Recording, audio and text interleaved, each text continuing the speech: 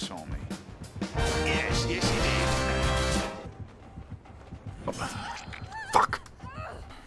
Fuck this game, man. Come on.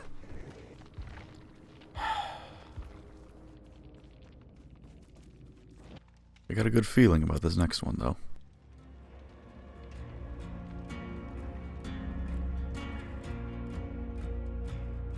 Dead by Daylight is the video game version of substance abuse. It starts off fun, but by the end of it, you hate yourself and everything around you, but you just can't pull away.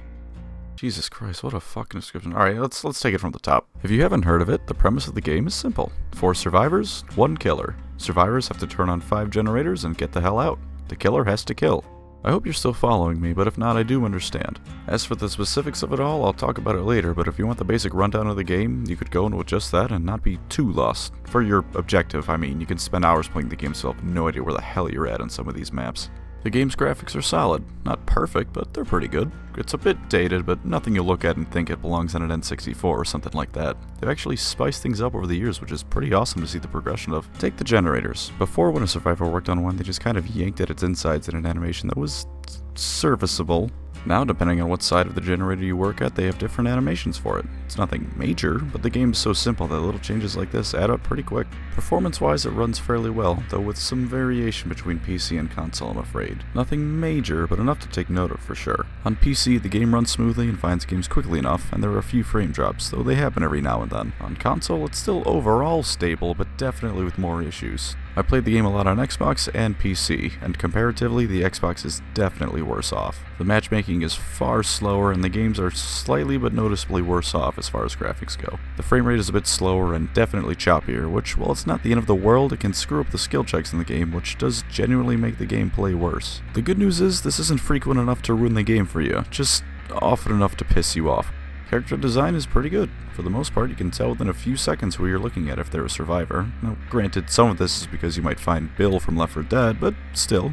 As for the killers, it's immediately obvious who they are, which is ideal because it's important to know who's about to turn you into a human kebab. Same thing as survivors, granted. The game has licensed and well-known horror movies for killers in addition to their original ones, so when a massive man with a pure white mask and a kitchen knife comes sprinting at you, you can probably figure out who the killer this game is. The sound is probably the best aspect of the game creatively.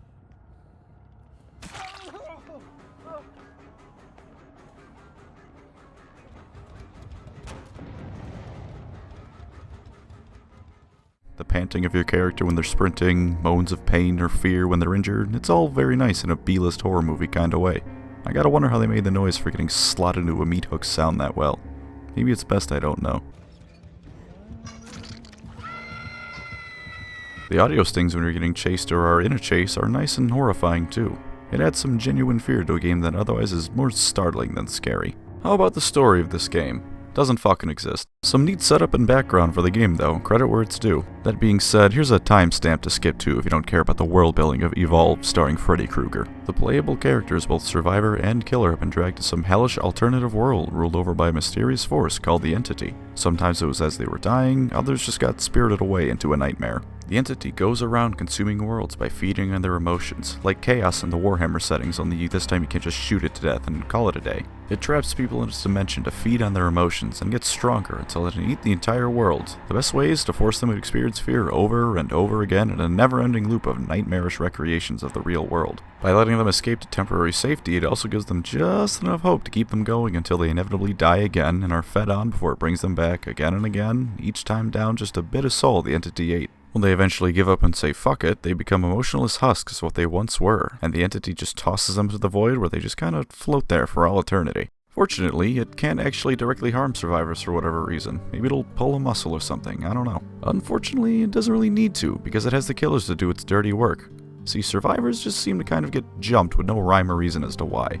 Like Dwight is just some guy who got bullied in high school and has a depressing job where he gets lost in the woods and somehow pulled into this mess. Killers though? Ooh, the Entity takes those who at heart are murderers. Some embrace it, others try and fight it, but when you have eternity to torture someone, sooner or later they're gonna break down and start working for you. They then hunt down the survivors and put them on the meat hooks that let the Entity consume them and start the whole escape, die, respawn business over again. Aside from giving it an in-universe reason for the game to exist, this is some real dark shit for a game that makes you more angry than afraid. It's this whole Silent Hill-esque setup for a horror game that's not exactly horrifying. Brutal, yes, and your heart can really get pounding during some games, but it's not the kind of game to keep you up at night. Some kind of side game focusing more on the cosmic horror aspect would be awesome, but then again, I am a massive pussy, so I probably wouldn't play it. Anyways, that's enough setup. If you want to know more about specific characters, read up on their bios, or go watch A Nightmare on Elm Street.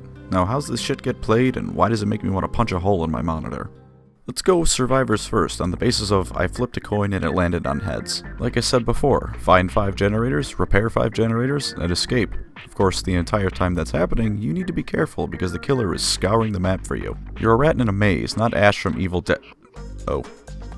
Well, he's missing the chainsaw hand here, so the point still stands. You're going to spend the game crouching around the map, ducking into lockers, and activating generators until all 5 are ready to go. Then you have to power a gate and get the hell out. You're not completely helpless though. You can drop pallets onto the killer to stun them, you can blind them with a flashlight, you can never kill the killer, but you can stun or trick them long enough to get away if you're good. Chests around the map can make that easier with what's inside of them. Flashlights suck, don't let anyone tell you otherwise. Unless they have an ability giving them some kind of stealth, the killer has what's called a terror radius. It's the heartbeat that you hear whenever they're around. They aren't near you, you don't hear it, but as they get closer, it goes from a slow and steady thing to... and you can see a red smear on the ground in front of the killer. When this happens, it's time to run or hide because you're not fighting them. Even if you get caught though, you're not doomed just yet. The killer, usually, can't just outright kill a survivor. Instead, they put you on a meat hook and a timer starts. As it takes away, you can see the entity forming into the world and getting ready to take you away with it. There's 3 states of being hooked. The first, you just kinda chill. SpongeBob, what are you doing? Oh, you know, just hanging around. You can try and escape the hook if you want, but it probably won't work and it'll drain how much time you have left. Usually best to just hang tight until someone can rescue you. With the second, the entity is fully formed and trying to take you with it. You've got to struggle by spamming the button prompt, which usually sounds a little something like this. My apologies if you're wearing headphones. You can't escape on your own anymore, slim a chance as it was, and by this point, if you don't get rescued, you move on to stage 3, which is death. While you always have to turn on the generators and escape, it's up to you how you want to go about it. You can buy items and perks with the in-game currency you get from games, and each character has a few specific perks geared towards a certain playstyle. So if you want, you can pick a character who specializes in being away from others, buy a toolkit to speed up generator repairs, and be on your merry way ignoring the rest of your team. There are some games where this is a very good idea. Other characters like my man Dwight are all about sticking with other people and working together. Find a character whose perks you like and stick with them. Aside from perks, the only difference between survivors is their appearance. Additionally, once you level a survivor up enough, their perks appear in other characters' skill trees. So if you only want one of a certain character's perks, then play them long enough to unlock that ability for everyone and never touch them again. You don't have to cower in fear though. If running around like a cornered rat isn't your cup of tea, then let me introduce you to the killer. It's completely flipped here. If you want to be the horror movie monster, then here it is. As the killer, it's time to hunt down everyone else on the map. Whereas the survivors are generally geared towards stealth, or at least sticking away from the killers are all about search and destroy. Unfinished generators are highlighted for the killers, so you aren't just wandering around the map and hoping to get lucky. You can listen for birds, which are alerted when a survivor moves by them too quickly. If one of them sprints over an obstacle or fails a skill check, it makes a noise, which also creates a visual cue for you. Once you have one in your sights, hunt them down and put them in their place. That place being a meat hook. Do you think Upton Sinclair would be happy with the killer hooking survivors industry? Killers have a lot more going on for them than survivors do, gameplay-wise. Each survivor is pretty much the same aside from their perks, which transfer over if you play the game for long enough. While the killers do have unique perks that transfer same as survivors, they also all have radically different playstyles that don't transfer. For example, I mostly play as either Michael Myers or the Doctor because I'm a piece of shit. The Doctor shocks them with his level 1 destruction spell, causing them to go insane, which makes them scream and alert their location, as well as ruin skill checks amongst some other effects. There are 3 different levels of insanity that build up depending on how much you get shocked, with the effects getting worse as you go. Michael meanwhile stalks them for 3 different levels of murderous fun times. Level 1, he's pretty damn slow, but his terror radius is essentially non-existent, so if you don't see him coming, you'll only know he's there when you're getting shanked. Stalk survivors long enough and you'll move on to level 2. Now you're faster, but your terror radius is also pretty substantial. Stalk long enough and move on to level 3. Now your terror radius is pretty much the whole map, but you move like the Flash and down people in one hit instead of injuring them the first time. It cools down back to level 2 after a certain amount of time, and you have to rebuild it back up to 3, and you can only do this so often. But while you have it, man is it powerful. Both of these killers have similar ideas, with advancing something to a different stage for a total of 3 distinct stages, but in practice they play fairly differently. And there's well over a dozen killers with different playstyles for each. Sure, a lot of them are locked behind a DLC wall, but they aren't too expensive. For the most part, it's $7 to buy them. Watch a video of someone playing as one of them and decide if you're into it or not. So what's the big sell for this game? Why get it?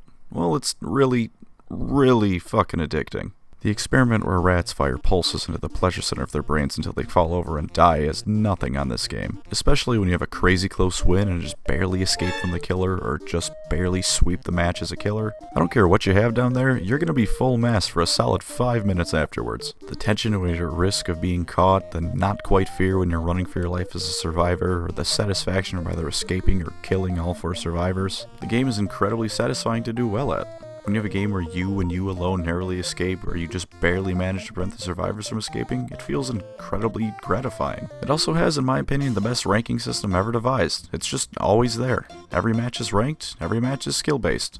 Yeah, there's still some smurfs, they're like cockroaches, they're never gonna go away truly. But in my experience, worrying about my rank was never an issue if I didn't feel like making it one, if that makes any sense. And while the gameplay is the same every time, it always feels fresh because you get different people every time. To me, anyways, that's very much a subjective opinion. The matches usually last from 10 to 15 minutes, so it isn't much of a time investment even if you lose, so you can get right back in and try again. If nothing else, it isn't League of Legends, where you know the stop is going to happen, but it takes until the heat death of the universe to actually happen. Wow, shitting on League of Legends, what a brave and unique thing to do. Nah, I'm leaving the joke in, fuck League. Alright, what are the downsides? Oh boy. Here we go. Being a completely multiplayer game means you can get games between equals that feel amazingly fun and satisfying. On the flip side, you can get games where you get stomped by a killer because they're channeling the predator and smells your fear through the monitor. Or because the survivors have all mastered Ultra Instinct. Or because your fellow survivors have all recently had a frontal lobotomy and decide that the best time to rescue from a hook was when the killer was camping you waiting for that exact fucking thing to happen. A word of advice? If you're playing as a survivor and have a Claudette on your team, just assume that she'll do exactly that. If you are a Claudette who does exactly that, then I hope the entity takes you away in real life. The point is that the experience is entirely dependent on other players, and if that isn't your thing, then stay away from this game. Stay far away from this game. Also, I genuinely think that this game could be used to treat low blood pressure.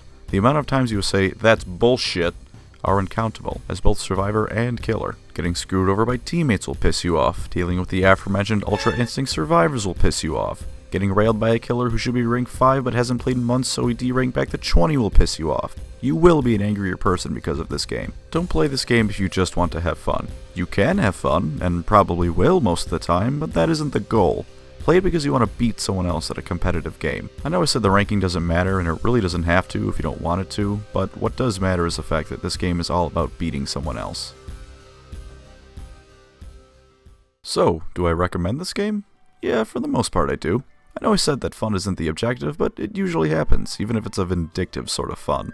Don't buy it if you just want a relaxed game, though, or anything resembling single-player, storytelling, or happiness. This is a game that loops around in a cycle of winning and losing, just like in its lore. If you want to stab someone to death as a horror movie villain, or slam a pallet down in that villain's face, then buy it. If you like competitive games, but don't want the focus to be entirely on the ranking system, buy it. If you want a fun game to play with friends, buy it. If you want a game to play for a little bit of quick fun, maybe buy it. If you get mad easily, then for the love of God, do not buy it. I give it 9 fludrocortisone doses out of 10. Quite enjoyable, quite angering. I hope this informed your purchasing decision. If you already have the game, I hope I put some of the feelings you have towards it in accurate words. Just know that I don't think either of us can truly express the rage they can make us all feel. Thanks for watching. Take care out there.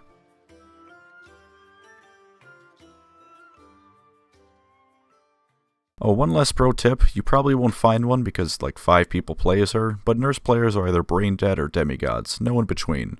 Enjoy either free blood points or the stomp of your life. I swear to God, it's like she doesn't have object permanence.